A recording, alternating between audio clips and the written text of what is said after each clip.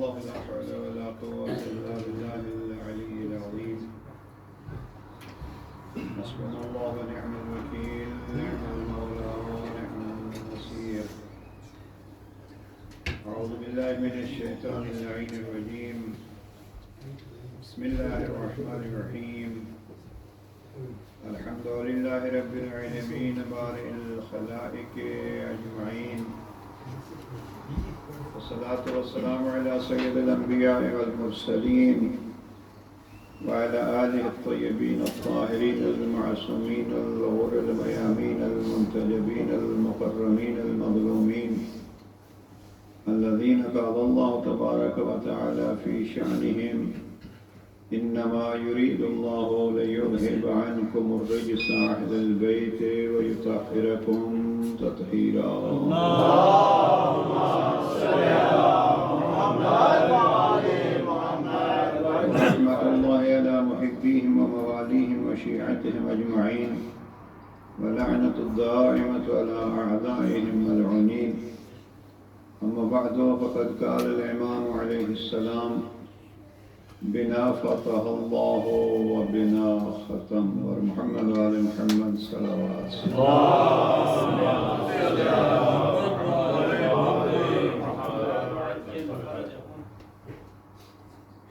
محرم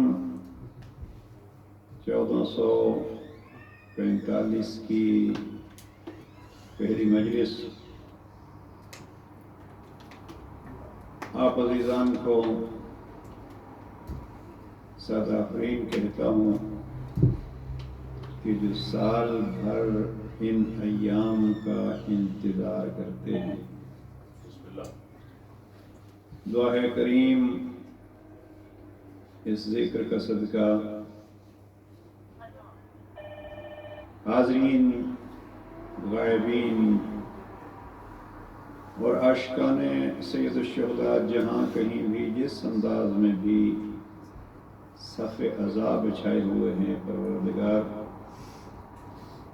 اس صف عذاب کو رسول اللہ کی خوشنودی کا سبب قرار دے۔ عجب ذکر ہے، اکثر فرما رہے تھے نبیوں کی محنت کے بچانے کا نام حسین ہے۔ نبیوں کی محنتوں کو بچانے کا نام حسین ہے، لیکن جس طریقے پہ ہر نبی کی محنت کو حسین ابن علی نے بچایا، اسی طریقے پہ ہر نبی کے دکھوں کو اپنے سینے پہ برداشت بھی کیا۔ اگر اوصاف انبیاء، ویسے تو اس ذات گرامی کے لیے پیغمبر کا فرمان ہے: من اراد ان ينظر الى آدم فی علم، ہی وہاں سے شروع ہوا۔ وہ اوصاف یا وہ فضائل انبیاء جو انبیاء میں بکھرے ہوئے تھے، وہ علی میں اکٹھے نظر آتے ہیں۔ لیکن اس گھرانے کا کمال یہی ہے کہ بکھرے ہوئے فضائل کی بھی مالک ہیں اور بکھرے ہوئے مصائب کی بھی حامل ہیں۔ لہذا خوش قسمت ہے آپ کہ آپ اس ذکر کے لیے بیٹھے ہیں، اور ساتھ اس ذکر کی اہمیت کے لیے یقیناً آپ جب یہاں آئے ہیں تو یہ ذکر کی اہمیت خود عملی طور پر آپ کو ثابت کر رہے ہیں کہ ہمارے لیے یہ ذکر کتنا مہم ہے۔ پچھلے دنوں ایک مریض کہیں اس کا بیان آ رہا تھا کہ میں مدتیں جلوسوں میں شرکت کرتا تھا، اب شاید نہ کر سکوں، میرے لیے دعا کیجیے۔ یعنی صحت بھی ہم طلب کرتے ہیں تو اس لیے کہ زہرا کے لال کے غم میں ہم شریک ہو جائیں۔ اور اس ذکر کی اہمیت کے حوالے سے اتنا عرض کروں عزیزان کہ یہ ذکر کوئی ایسا ہے، طریقے مختلف ہوتے ہیں۔ آپ نے کبھی پشتو والوں کو سنا ہو، مجھے تو کوئی سمجھ نہیں آئے گی۔ آپ اگر گجراتی سنیں، مختلف زبانیں سنیں، یہ حسین کی ایسے ذات گرامی ہے، کسی زبان کے ساتھ اس کا تعلق نہیں ہے، اس کا تعلق ہے دل کے ساتھ۔ اس لیے عزیز پڑھ رہے تھے کہ وہ ایسا گھرانہ ہے جو گونگوں کو بھی زبان دیتے ہیں، جب یہ گونگوں کو زبان دیتے ہیں تو گونگے زبان سے تو کچھ نہیں کہہ سکتے، یعنی یہ تو ایک محاورے کے طور پر اور استعارے کے طور پہ ہے گونگوں کو زبان دینا، لیکن جو حقیقت میں گونگے ہیں میں نے خود دیکھے ہیں کہ زبان سے تو کچھ نہیں کہہ سکتے، لیکن یہ ہے کہ ممکن ہے مجھ سے کئی گنا زیادہ عزت و احترام اور جذبات کے ساتھ ماتم کر رہے ہوں، بھئی نہ سن سکتے ہیں نہ بول سکتے ہیں، لیکن نہ ان کا دل سنتا بھی ہے اور بولتا بھی ہے، گویا اپنی خاموش زبان سے بھی یا حسین کر کے یہ بتلا رہے ہیں اس ذکر کا مقام کیا ہے۔ علی شہنشاہ حسین بادشاہ، علی شہنشاہ حسین بادشاہ، نعرہ حیدر علی، یہ محمد و آل محمد بلندتر صلوات۔ بس اتنا عرض کروں کہ یہ ذکر وہ ہے کہ آپ کو اس ذکر کا اللہ نے حکم دیا ہے، اور حکم بھی یہ نہیں دیا کہ آپ یہ ذکر کرو۔ قرآن مجید میں 13 جگہ پہ ہے جناب پیغمبر اکرم کو حکم ہوتا ہے وَاذْكُرْ فِي الْكِتَابِ ابراہیم، یاد کرو ابراہیم کو، یاد کرو موسیٰ کو، کوئی 13-14 جگہ پہ جو ہے اس میں اس انداز سے اللہ سبحانہ وتعالیٰ نے پیغمبر کو حکم دیا، یعنی کچھ ایسے اذکار ہوتے ہیں جن اذکار کے ذریعے سے رب اپنے مشن کو آگے بڑھانا چاہتا ہے، اور مصطفیٰ جیسی ذات کو بھی یہ حکم ہوتا ہے کہ آپ یاد کرو۔ وَاذْكُرْ فِي الْكِتَابِ مریم، مثلا جناب مریم معصومہ تو ہیں لیکن نبی تو نہیں ہے، اور نبی کو حکم ہو رہا ہے کہ آپ جناب مریم کو بھی یاد کیجئے۔ لہذا کچھ ہستیوں کی یاد اللہ خود چاہتا ہے کہ ہو، لیکن یہاں جیسے میں نے عرض کیا کوئی 12-13 مقامات پر اللہ سبحانہ وتعالیٰ نے وَاذْكُرْ فِي الْكِتَابِ کہہ کے رسول اللہ کے ذریعے سے ہمیں حکم دیا ہے، لیکن ایک جگہ پہ حکم دینے سے پہلے فرمایا ان اللہ وملائکتہ یصلون علی النبی یا ایھا الذین آمنوا صلوا علیہ وسلموا تسلیما۔ اللہم صل علی محمد اب یہ کیا ہے؟ صلوات ایک قسم کا ذکر ہے، میں نے عرض کیا ہے کہ بہت سارے ذکر کے طریقے ہیں، ایک ذکر اور اس ذکر کے لیے اتنی اہمیت ہے کہ جس کو رب نے اپنا ذکر کہا اس ذکر کے اندر ان کا ذکر کر کے یہ ثابت کیا ہے کہ میرا ذکر مکمل تب ہوتا ہے، عقیدے کی بات کر رہا ہوں رضا، میرا ذکر مکمل تب ہوتا ہے جب ان کا ذکر میرے ذکر میں شامل ہو۔ اور آپ کہیں گے کیا؟ اسی آیت صلوات کو پڑھیے، اب حکم ہوا رب کا، اور نماز کے بارے میں کیا فرماتا ہے؟ فرماتا ہے اقم الصلاۃ لذکری، نماز قائم کرو میرے ذکر کے لیے۔ جب ہم نماز کو جا کے دیکھتے ہیں تو نماز میں اپنے ذکر کے لیے وہ شہادت کے بعد فرماتا ہے میرے محبوب کی بھی شہادت دو، اور جب میرے محبوب کی بھی شہادت دی تو پھر ان کا بھی ذکر کرو، اور ان کے ذکر کا طریقہ کیا ہے؟ اللہم صل علی محمد و آل محمد۔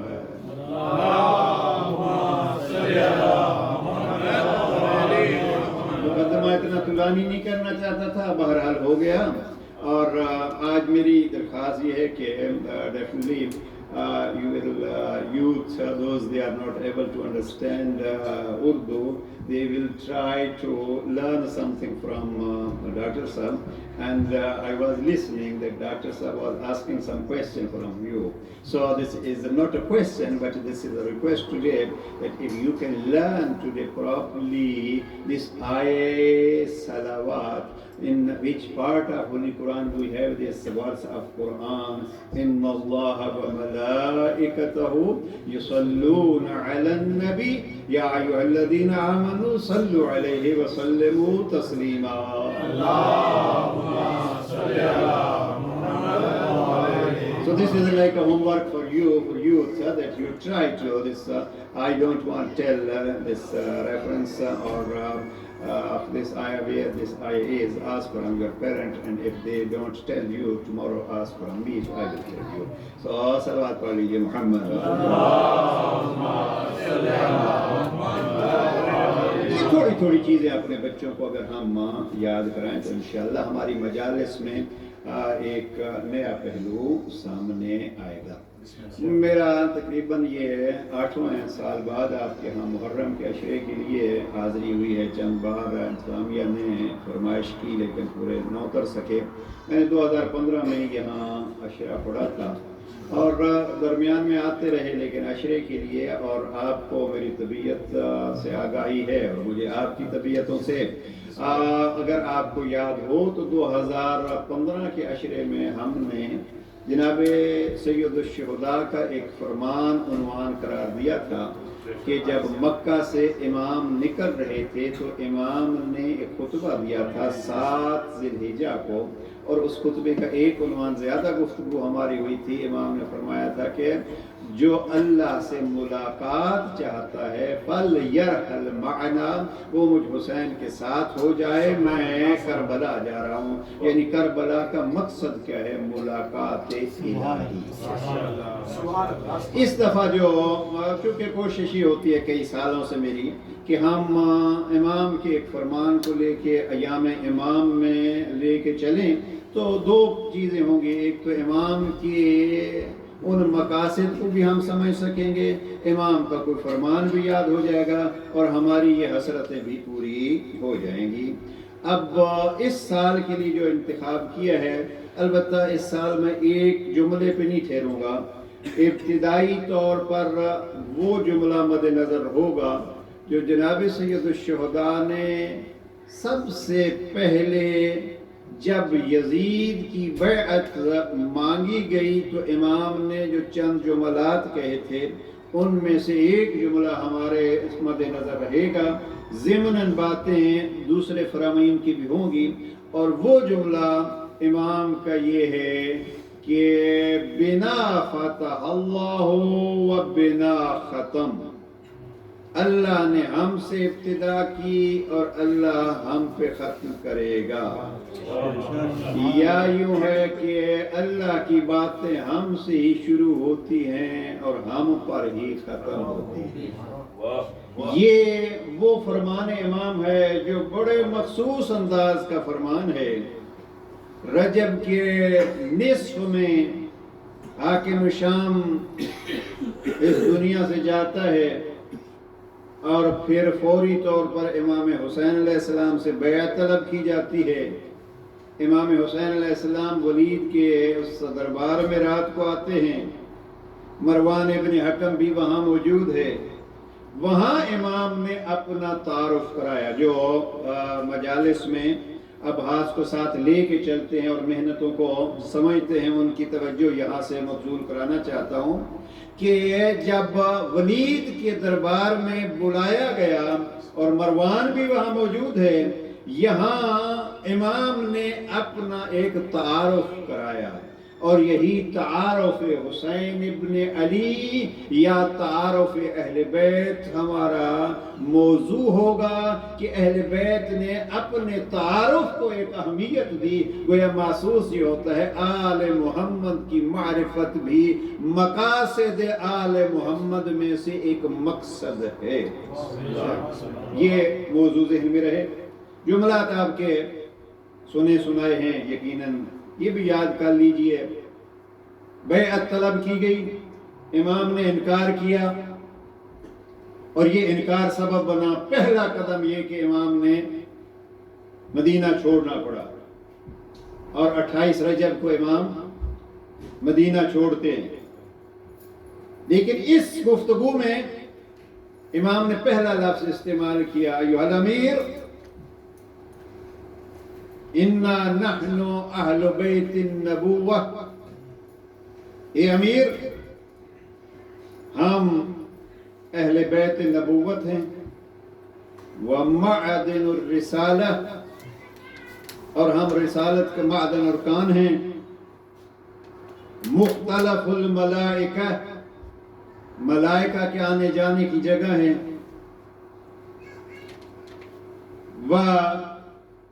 محل الرحمہ، اور ہم رحمت کا مقام ہیں. 5واں جملہ یہ ہے بنا فتح اللہ و بنا ختم. اللہ نے ہم سے ابتدا کی اور ہم ہی سے اختتام ہوگا. پھر 4 جملوں میں امام نے یزید کا تعارف کرایا.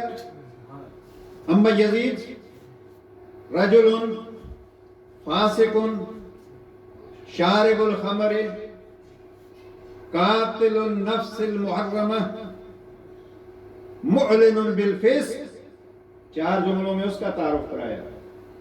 और फिर 5वां जुमला वहां क्या फरमाया, मिसली ला युबायु मिसलह, वो जैसा उसके जैसे की बैत नहीं कर सकता। मैं चूंकि पूरा अशरा इस पे मिसली ला युबायु मिसला पे पढ़ चुका हूँ, बातों को दोहराऊंगा नहीं। बस यहाँ 2 तारुफ हैं और 2 तारुफ के बाद इमाम फरमाते हैं मुझ जैसा उस जैसे की बैत नहीं कर सकता। गोया ये इमाम ऐलान कर रहे हैं हमारी मारिफत जिसको हो जाएगी वो किसी दौर में ये नहीं कहेगा कि अली ने फुला फुला की बैत की थी, बल्कि ये जमाना गवाह है कि कभी हक बातिल के सामने न झुका है न झुकेगा, और न अली झुके हैं न हुसैन झुके। लब्बैक या हुसैन, लब्बैक या हुसैन, लब्बैक या हुसैन, लब्बैक या हुसैन, नाराए हैदरी। अब इससे ज्यादा तफसील में नहीं जाऊंगा, वरना एक दरिया है अजमत का। मिसली ला युबायु मिसलह, किसी दौर में भी हुसैनी किसी यजीदी के सामने नहीं झुक सकता। इसलिए इस दौर में भी अगर कहीं कोई हुसैनी कह के यजीदी के सामने झुका हुआ है, समझ लो ये दावा है, हुसैनी नहीं है। और फिर मैं कोशिश करूंगा इस बहस को हम इस बेस पे भी लेके चलेंगे। फिर अक्सर वास्ता राब्ता नहजुल बलागा से रहते हैं, तो हम देखेंगे नहजुल बलागा के उसूल और करबला में उन पर अमल। यही इसी तारुफ को देखिए, नहजुल बलागा करबला का एक अमल क्या है, तारुफ, और ये जुमलात उसके गवाह हैं।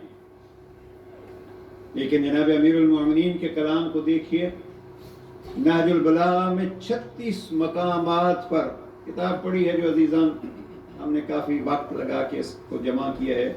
नहजुल बलागा में जनाब अमीरुल मोमिनीन ने कहाँ कहाँ अपना तारुफ कराया। 22 अब्वाब हमने बनाए हैं अहले बैत के हवाले से, जहाँ जनाब अमीर अलैहिस्सलाम ने नहजुल बलागा में तारुफ कराया, वो 36 मकामात हैं।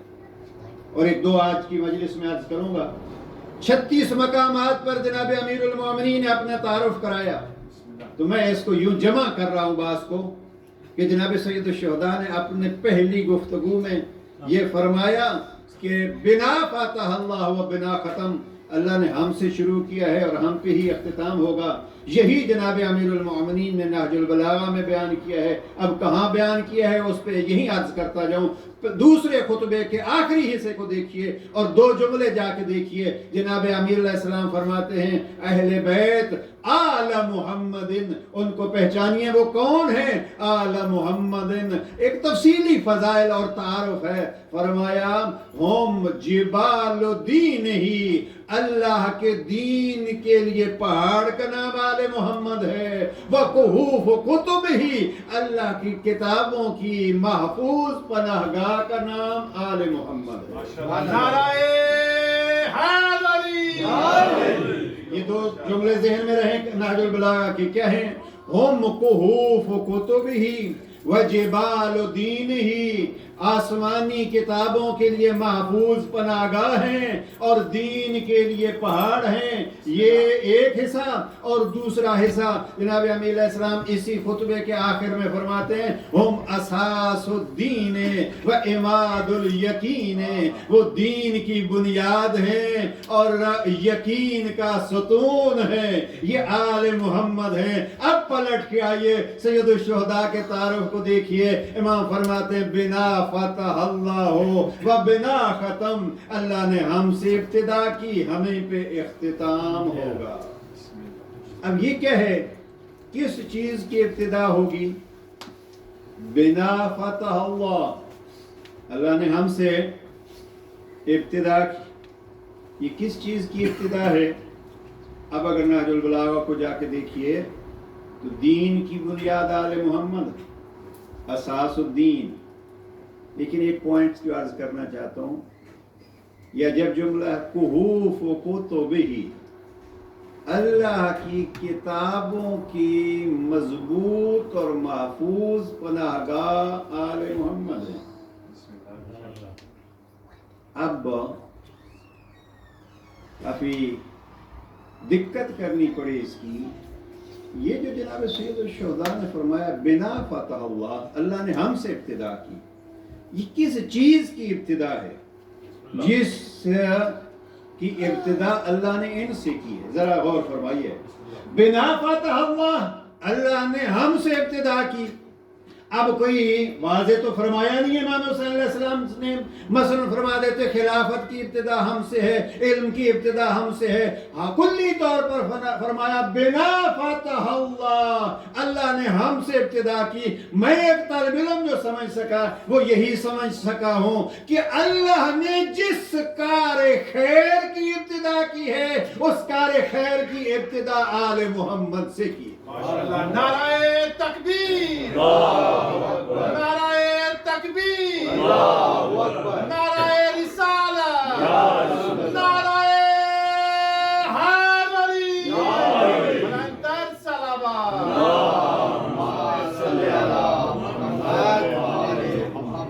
آج کے اس مجلس کے لیے اگر انہی چار جملات پہ غور فرمائیے جو جناب سید الشہداء نے یہاں ولید کے دربار میں بیان فرمائے۔ پہلا کیا ہے؟ ہم البتہ یہاں آگے گزرنے سے پہلے امام نے کیا فرمایا؟ ایھا الامیر، اے امیر۔ اب کوئی یہ نہ سمجھے، یہ ذرا اس گفتگو کو ذرا سمیٹیے اور آل محمد کے کلام کے کمال کو دیکھیے۔ ایھا الامیر، اور پھر آخری جملہ مثل لا یبایع مثلہ، اے امیر، درمیان میں چھوڑے جا رہا ہوں، اے امیر مجھ جیسا یزید جیسے کہ بیعت نہیں کر سکتا۔ اب امام ادھر فرما رہے ہیں امیر، ادھر فرما رہے ہیں مجھ جیسے کہ بیعت نہیں کر سکتا، یعنی امیر کہہ کے بیعت کا انکار یہ بتلاتا ہے کہ کہیں اگر آل محمد کی کسی شخصیت سے کسی حکمران کے لیے ایسے الفاظ استعمال ہوں تو یہ مت کہنا کہ یہ ان کی تعریف ہے۔ میری نگاہ میں ان کی تعریف نہیں ہے بلکہ ان کے منہ پہ تماچا ہے کہ سارا زمانہ آپ کو امیر مان سکتا ہے۔ ہم امیر تو مانتے ہیں کہ لوگوں کے جسموں پہ آپ حکمران ہیں، لیکن ہم بیعت کا انکار کر کے بتلا رہے ہیں کہ لوگوں کے دلوں پہ حکومت نہیں ہے اور نہ ہمارے جسموں پہ آپ کی حکومت۔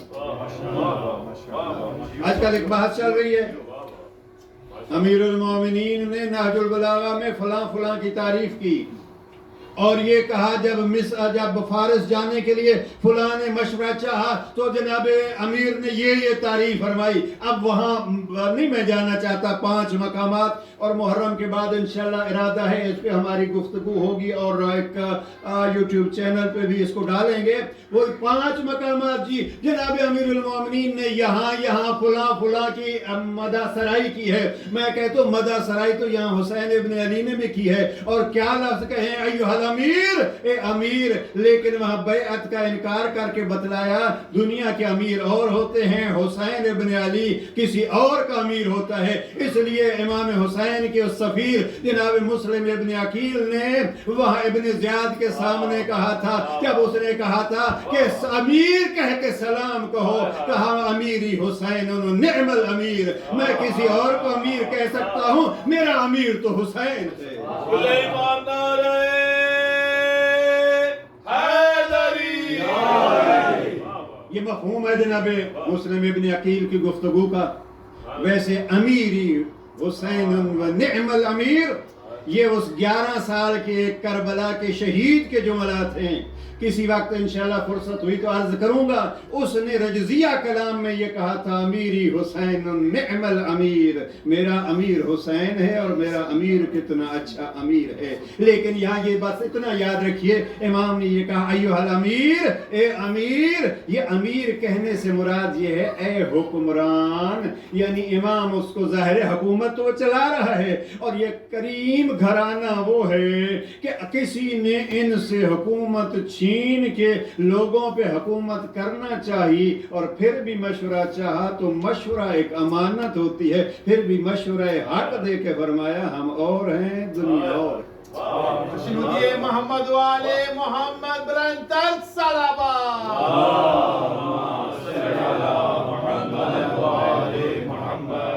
सलावत और पढ़ लीजिए।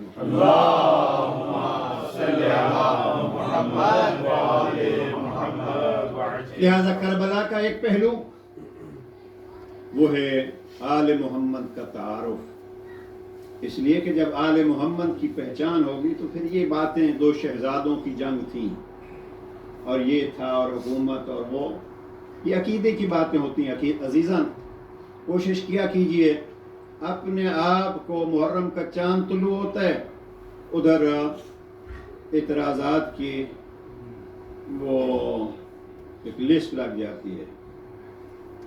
मैं ज़ाती तौर पर कभी इस किस्म के एतराज़ात में खुद को नहीं उलझाता और अपने वक्त का ज़िया समझता हूँ। मातम क्यों करते हैं, गिरिया क्यों करते हैं, ये क्यों करते हैं और वो क्यों करते हैं, बस एक बात पे आके ये दीन हम किससे लेते हैं और दुनिया किससे लेती है, बस इसका फैसला कर लीजिए, फिर बाकी बातें बाद में होंगी। लिहाजा अपने औकात को इन छोटी छोटी बहसों में मत डाला कीजिए। बस अगर कोई आपसे पूछे कि आप मातम क्यों करते हैं, उनको कहिए कि आप उन बातों को छोड़िए। आइए, हमें एक तालिब इल्म ने मिंबर पे इस साल के लिए कहा था, आइए हुसैन इब्न अली से हुसैन इब्न अली को पहचानिए, आइए अली से अली को पहचानिए, आइए खुदा को खुदा से पहचानिए, और आइए नहजुल बलागा व कलाम मैं हुदा से खुदा को पहचानिए। इसलिए कि एक मकाम पर अली नहजुल बलागा में फरमाते हैं, इन्नमल अइम्मतु कुव्वामुल्लाहि अला खल्किही व उरफाउहु लिइबादिही, हमारे इमाम वो हैं कि जो अल्लाह की तरफ से अल्लाह की मखलूक पर हुक्मरान हैं और अल्लाह के बंदों को अल्लाह का तारफ कराने वाले वो हमारे इमाम हैं। सलावत पढ़ लीजिए मोहम्मद।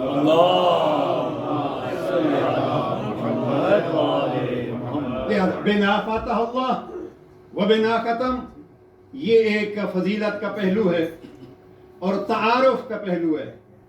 आले मोहम्मद की मारिफत का जरिया इमाम के अपना फरमान, बिना फतह अल्लाह व बिना खत्म। अब क्या है जिससे इब्तिदा हुई? अर्ज ये कर रहा था कि अल्लाह का हर कार खैर मकसद ये है कि फिर इनसे इब्तिदा हुई। ये चार जो जुमले कहे, जरा इन पे जाके देखिए। नहनु अहल बैत नबुव्वा, हम अहले बैत नबुव्वत हैं। रुका जा सकता है इस पे, और क्योंकि मैं इस पे ये फरमान पे काफ़ी साल गुफ्तगू कर चुका हूँ। नहनु अहल बैत नबुव्वा, हम नबुव्वत का घराना है, नबी का घराना नहीं, नबुव्वत का घराना। व मअदिनुर रिसाला, और हम रिसालत की कान हैं। व मुख्तलफुल मलाइका, और हम मलाइका के आने जाने की जगह हैं। हम वो हैं जिनके पास मलाइका आते जाते रहते हैं। अब ये कब से आते जाते रहते हैं, किन के घर आते जाते रहते हैं। हाँ, अब मैं और चौथा जुमला भी दोहरा दूं, और वो ये है कि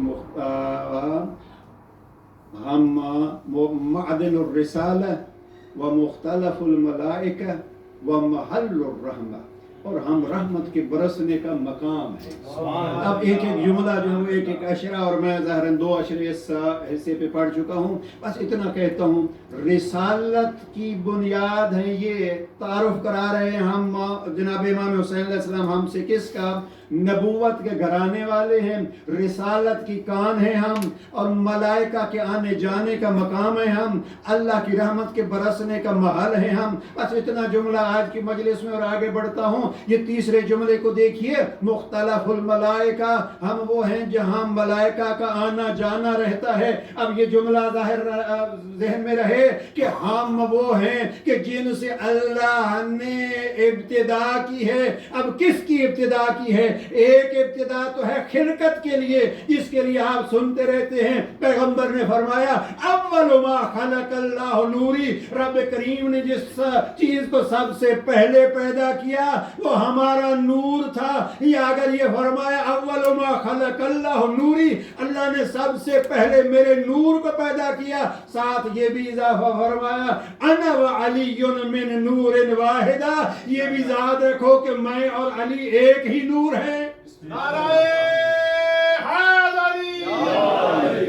اب یہ تو خلقت کی بات ہو گئی، لیکن تیسرے جملے میں آج یہ کرنا چاہتا ہوں آل محمد اگر مختلف الملائکہ ہیں تو ملائکہ کا آنا جانا کب سے ان کے ساتھ ہوا؟ اب یہاں جناب سید الشہداء کا حوالہ اور ظاہراً کبھی اس ممبر سے عرض کر چکا ہوں، اور وہ یہ ہے کہ جناب حبیب ابن مظاہر سے جناب امام محمد باقر علیہ السلام، جناب جعفر صادق علیہ السلام، جناب سید الشہداء سے نقل ہے. نقل کیا ہے؟ جناب حبیب ابن مظاہر فرماتے ہیں میں نے سید الشہداء سے پوچھا اے فرزند رسول، آدم کی خلقت سے پہلے آپ کہاں تھے؟ آدم کی خلقت سے پہلے آپ کہاں تھے؟ یہاں جواب میں کتاب میرے پاس موجود ہے. سید الشہداء فرماتے ہیں، جو امام کے الفاظ ہے وہ نقل کر رہا ہوں. امام فرماتے ہیں نعلم الملائکۃ حمدنا فحمدت الملائکۃ بتحمیدنا، سبحنا فسبحت الملائکۃ بتسبیحنا، حللنا وحللت الملائکۃ بتحلیلنا. ہم آدم کی خلقت سے پہلے بنا فتح اللہ لفظ یاد رہے، ہم آدم کی خلقت سے پہلے رب کے عرش کا طواف کیا کرتے تھے اور ہم طواف کرتے تھے. اللہ نے ملائکہ کو پیدا کیا، ہم نے ملائکہ کو تسبیح سکھائی، ہم نے ملائکہ کو سبحان اللہ الحمدللہ اور لا الہ الا اللہ کہنا سکھایا. فقط کہنا نہیں، امام کے الفاظ ہیں نعلم الملائکہ، ملائکہ کو تحمید و تسبیح و تحلیل سکھانے والے ہم آل محمد. علی شہنشاہ، علی شہنشاہ، نعرہ حیدری. اب متوجہ ہوئے؟ بنا فتح اللہ کو ہم کیا کہیں گے؟ بس آج اتنا یاد رکھیے کہ اگر حمد ہے تو اس کی ابتدا ان سے ہوئی، اگر سبحان اللہ کی تسبیح ہے ابتدا ان سے ہوئی، اور اگر لا الہ ہے تو ابتدا ان سے ہوئی. اور ان کے شاگرد کوئی عام نہیں، شہید کربلا فرماتے ہیں ملائکہ کو ہم نے سکھایا. ملائکہ کو ہم نے سکھایا. جب ملائکہ کو ہم نے سکھایا پھر بڑا مشہور واقعہ شاعر اللہ میں سے جناب ڈاکٹر صاحب فرما رہے تھے شاعر اللہ. شاعر کیا ہوتا ہے عزیزان؟ شاعر تفصیل میں نہیں جاتا، وہ چیز جس چیز کے ذریعے سے اللہ ملے اس کو شاعر الہی کہتے ہیں. وہ چیز جس چیز کے ذریعے سے اللہ ملے وہ شاعر اللہ کہلاتی ہے. البتہ کچھ ایسے شاعر ہیں، یہ میری بنائی ہوئی نہیں ہو بلکہ زیادہ تو بہتر یہ ہے جیسے قرآن مجید نے شاعر اللہ کو بیان کیا، قرآن مجید نے بھی عجیب شاعر اللہ بیان کیے ہیں. ایک طرف کہتے ہیں وہ قربانی کے جانور، ان کو شاعر اللہ قرار دیا ہے. ایک طرف جہاں جناب حاجرہ دوڑتی رہی تھی وہ صفا و مروہ کو شاعر اللہ قرار دیا ہے. اب ہم سمجھتے ہیں شاعر اللہ کیا ہے، اللہ سے بہتر جانتا ہے کہ شاعر اللہ کہا ہے ایک بی بی کے اس زحمت کے اس دورانیے اور اس خاص مقام کو شاعر اللہ کہا. اب ہم اگر اس کو سامنے رکھیں، اگر جناب حاجرہ ایک نبی کی زوجہ ہو کے، ایک نبی کی ماں ہو کے، ایک نبی کا بطور شوہر حکم مان کے، ایک نبی کی بطور ماں ہو کے حفاظت کرنے والی، اب اس کی کوشش رب کو اتنی پسند آئی کہ کہا ان الصفا والمروہ من شعائر اللہ، صفا اور مروہ اللہ کے نشانیوں میں سے ہیں، یعنی ان سے اللہ کا پتہ چلتا ہے. اب اگر کوئی ایسی بی بی ہو جو ایک دو نہیں گزشتہ نبیوں کی محنتوں کو بچا رہی ہو تو اس بی بی زینب کبریٰ کے ذکر کو بھی ہم ذکر شعائر اللہ میں سے شمار کر سکتے ہیں. آقا زادی کی ذات پر بلند تر صلوات. اب ملائکہ کو سکھانے والا یہ گھرانہ مجھے پسند ہے وہ ذکر جو پسند آیا جناب ابراہیم کو. بھیڑیں جو چرا رہے ہیں کسی طرف سے صدا آئی سبوح قدوس رب الملائکۃ والروح. اب اللہ والوں کو اللہ کا ذکر اتنا پیارا ہوتا ہے تڑپ گئے. میں تو سمجھتا ہوں میں ہوں اور کوئی اور بھی ہے ابراہیم کے ساتھ. فوراً متوجہ ہوئے کہاں سے آواز آ رہی, پہنچ گئے اس آواز پہ. ہاں ہم جیسے ذاکرین کو اور خطبہ کو تو خیر بہت کم کہا جاتا ہے, ذاکرین کو کہا جاتا ہے مقرر شعراء کو. ہاں دوبارہ کہیے. تو حضرت ابراہیم نے کہا جناب دوبارہ کہیے. انہوں نے کہا نہیں کچھ خرچ لگے گا. اب وہ کیا ہوا کیا کئی آدھی بھیڑیں دے گا تو میں دوبارہ کہوں گا لے لے. سبوح قدوس رب الملائکۃ والروح یہ ذکر مجھے اتنا پسند ہے. ٹھیک ہے ایک دفعہ اور کہو گے تو پھر کچھ اور دو گے یہ باقی بھیڑیں. اب بعض جگہوں پہ یہ لکھا ہے تیسری دفعہ کہا ایک دفعہ اور کہتے ہو کہا کیا دو گے تو میری اپنی جان ہے یہ لے لو غلام بن جاؤں گا. ذکر خدا دوہرا دو. یہ ابراہیم کی اس ذکر سے اور اس پیار سے محسوس ہوتا ہے اللہ والوں کو اللہ کا ذکر کتنا پیارا ہوتا ہے. اب جب غلام بن چکے تو نے کہا یہ تو آپ کا امتحان تھا. وہ کریم چاہتا تھا مجھے ملک کو مجھ فرشتے کو بھیجا اس لیے جاؤ ذرا میرے ابراہیم کو میرے خلیل کو ذکر کی اہمیت بتلاؤ. اب پلٹ کے آؤں عزیزان ابراہیم نے 3 دفعہ ملک سے ذکر خدا سن کے بھیڑیں بھی دے دیں اپنے آپ کو غلام بھی بنا دیا. اب جن کے غلام ابراہیم جیسے بن جاتے ہیں ان ملائکہ کے استاد کا نام حسین ابن علی. صلوات پڑھ لیجئے محمد و آل محمد. معلم الملائکۃ التحمید والتسبیح والتحلیل.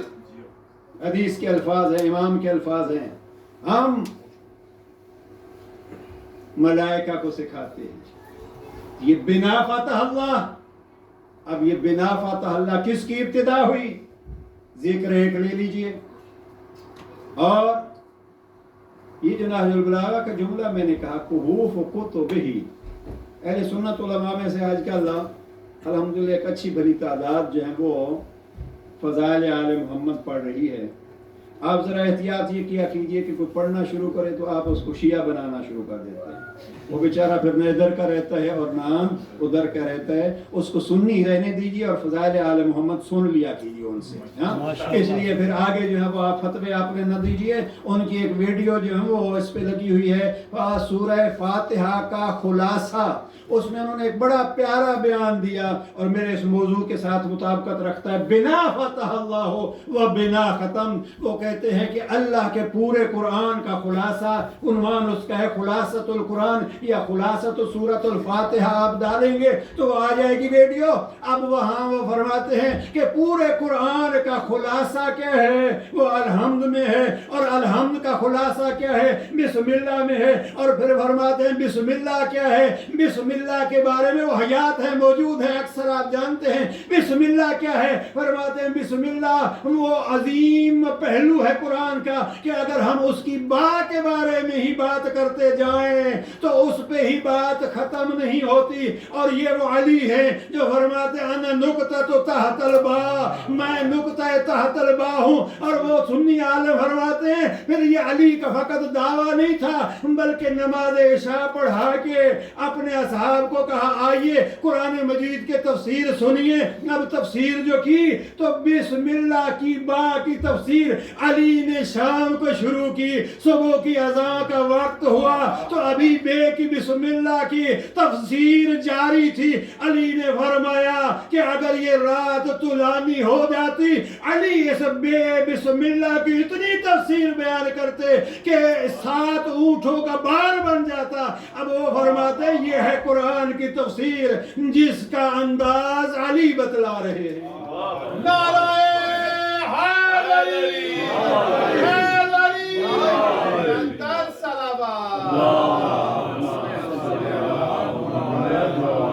بنا فتح اللہ اگر ہم کہیں گے کہ اس ہم سے ابتدا ہوئی ہے، کس کی ابتدا ہوئی ہے؟ کتابوں کی ابتدا ہم سے ہوئی ہے۔ اب قرآن کی عجب یہ ہے، ابتدا قرآن کی کیا ہے؟ بسم اللہ۔ یہ تو ہمارے میں نے جو روایت سنائی ہے ہمارے یہاں مشہور روایت ہے، با نقطۃ تحت البا۔ اب وہ فرماتے ہیں الحمد کی تعریف علامہ فخر الدین رازی نے کی۔ اہل سنت کے بڑے مشہور مفسر قرآن ہیں۔ تفسیر حمد کی انہوں نے پورے قرآن کی تفسیر کی اور فرماتے ہیں کہ انہوں نے یہ کہا فخر الدین رازی نے کہ الحمد میں 1000 نقطے ہیں، تو بعض لوگوں نے مذاق کیا کہ ایک چھوٹے سے سورہ میں 1000 نقطے کیسے ہو سکتے ہیں۔ جب وہ ان کی بات پہ اعتراض بڑھا تو انہوں نے ذرا توجہ فرمائیے گا اس جملے پہ کہ فخر الدین رازی نے یہ کہا کہ الحمد میں 1000 نکات موجود ہیں جس کی ابتدا بسم اللہ ہے، اور یہ میں نہیں کہہ رہا، یہ علامہ اقبال بھی کہے تھے، اللہ اللہ بائے بسم اللہ پدر معنی ذبح عظیم آمد پسر، اللہ اللہ، یہ علامہ اقبال کے الفاظ ہیں۔ تو اب انہوں نے فرماتے ہیں فخر الدین رازی نے جب یہ کہا کہ الحمد میں 1000 نقطے ہیں، لوگوں نے مذاق اڑانا شروع کیا کہ چھوٹے سے سورے میں 1000 نکات کہاں، تو انہوں نے پھر اس بنا پہ تفسیر لکھنا شروع کی اور پہلی جلد میں ایک مکمل جلد میں 1000 نقطے الحمد سے انہوں نے نکالے ہیں فخر الدین رازی نے۔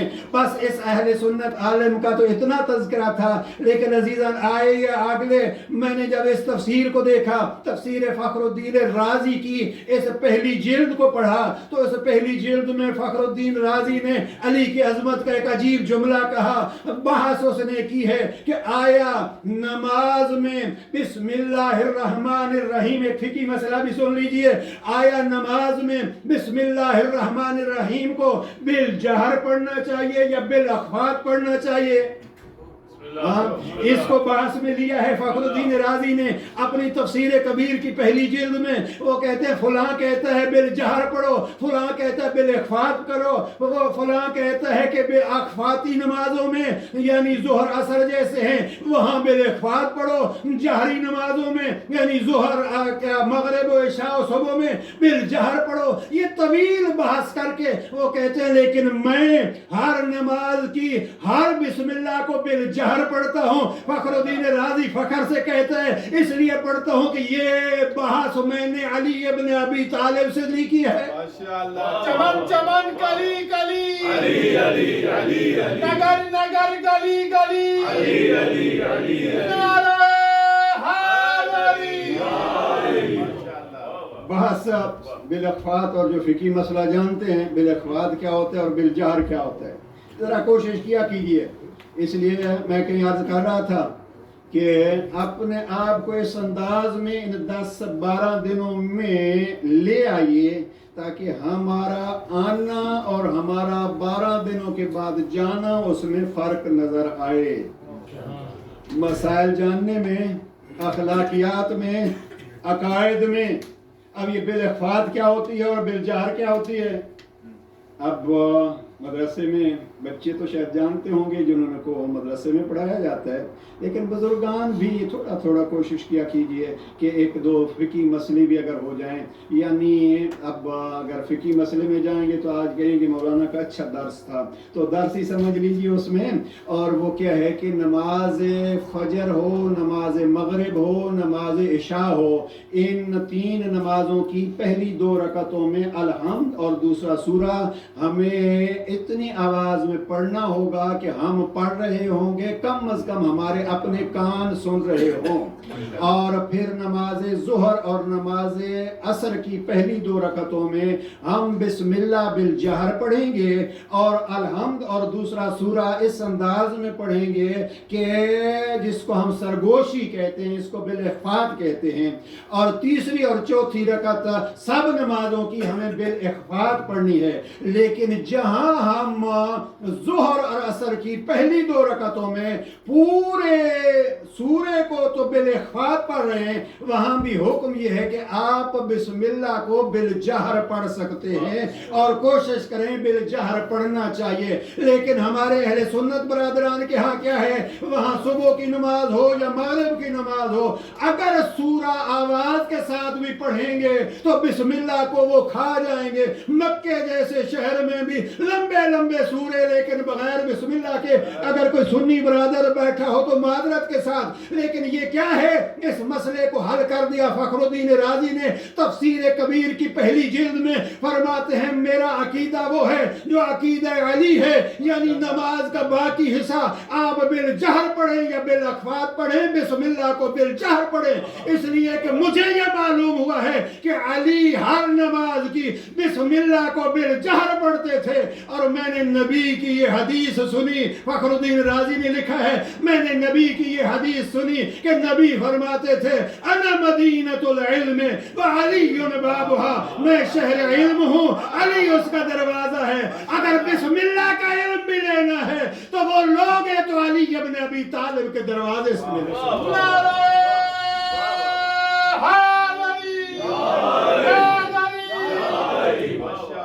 اب یہ دیکھیے بنا فتح اللہ و بنا ختم، قرآن کی ابتدا کیا ہے؟ بسم اللہ الرحمن الرحیم۔ اب بسم اللہ الرحمن الرحیم کی ابتدا کہاں سے ہوگی؟ کیسے پڑھنی ہے؟ آہستہ پڑھنی ہے یا زور سے پڑھنی ہے؟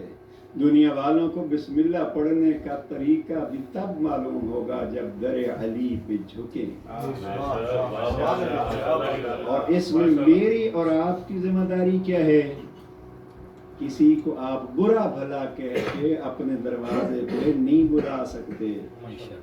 آپ اپنے ائمہ کے فضائل بیان کرتے رہا کیجئے، اور یہ ہمارا مین جو ہے وہ تعارف اہل بیت ناج البلاغہ اور کربلا، اس لیے کہ آپ اگر تعارف کرا رہیں گے، 8ویں لال ولایت کا ایک فرمان ہے، امام فرماتے ہیں لو علم الناس محاسن کلامنا لاتبعونا، اگر لوگ ہم آل محمد کے کلام کی اچھائیوں سے آگاہ ہو جاتے تو وہ ہمارے پیروکار بن جاتے۔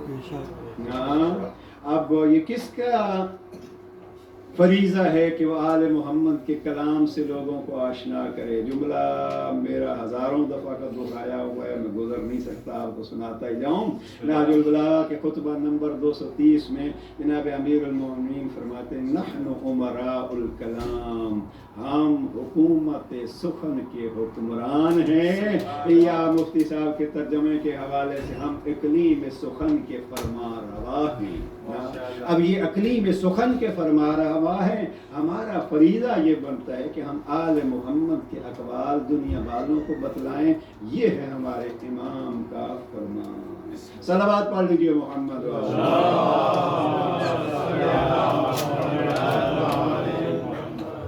چلے اس جملے کو یاد رکھیے گا، بنا فتح اللہ و بنا ختم، ہم سے ابتدا ہم پہ انتہا،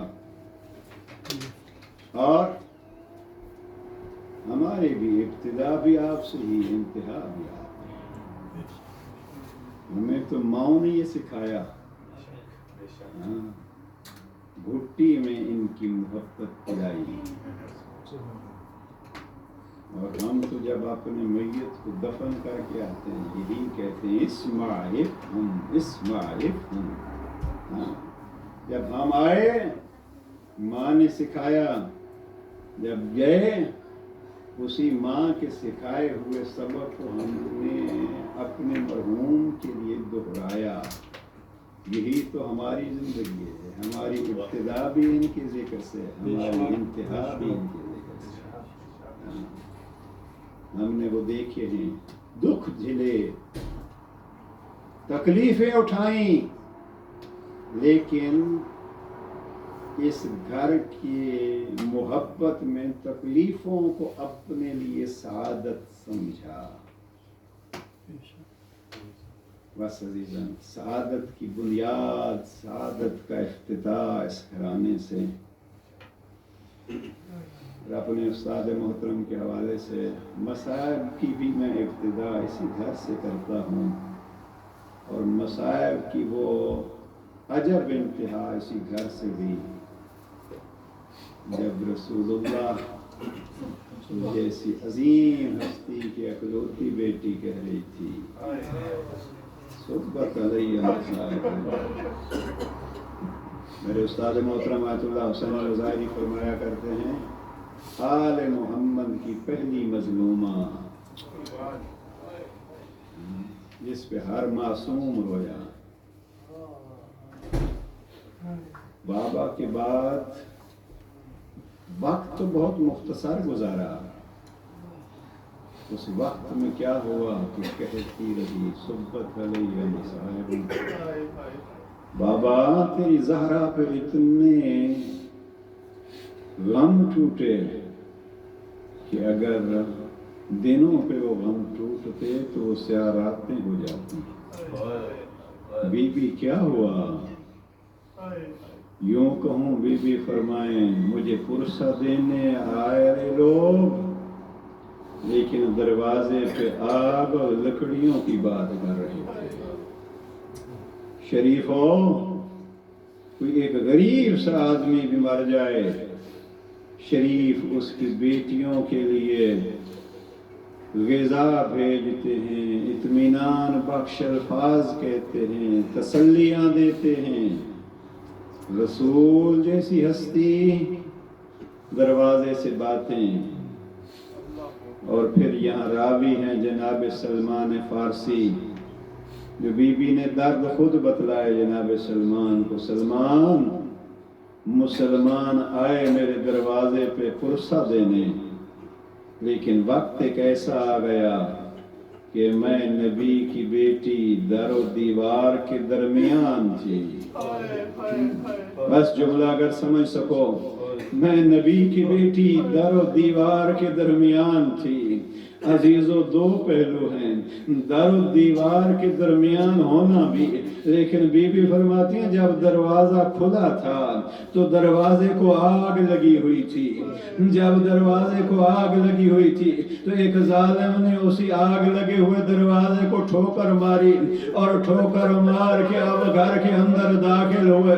اب میں زیادہ تفصیل میں نہیں جاتا، اب زہرا مرضیہ کے ساتھ کیا ہوا، بس اتنا کچھ ہوا کہ جناب فضا کو صدا دی، فضا آؤ میرے وطن کا محسن شہید ہو گیا، حسین شہید کربلا کے غموں پہ رونے والوں، یہ وہ پہلا شہید ہے جناب محسن، آل محمد کا پہلا شہید۔